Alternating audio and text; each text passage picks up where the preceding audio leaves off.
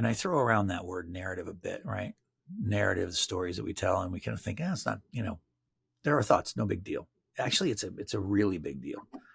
I read a recent study that said that we have somewhere in the neighborhood of about 70,000 thoughts on any given day. About Ugh. 85% of those thoughts are negative. About 90% of those thoughts are on repeat. And so, yeah, Wow.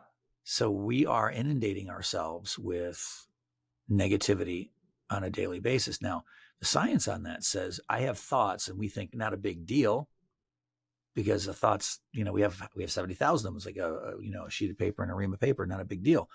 It actually is a big deal because if we're doing the math on it, we're having a lot of negative thoughts on repeat.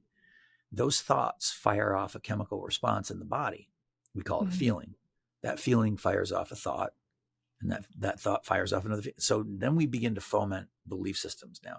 So our narratives at their core, they tell us what we get, what we don't get, who we are, who we're not, right? And so we have to be really careful with the stories that we tell about ourselves. If we want to have the life that we want to have, if we want to attract and create the things that we want to attract and create in our lives, start with your belief systems. And that is moment to moment. What's the story I'm telling? And is it a victim saturated story, or is it a tale where I get to look at myself and go, wow.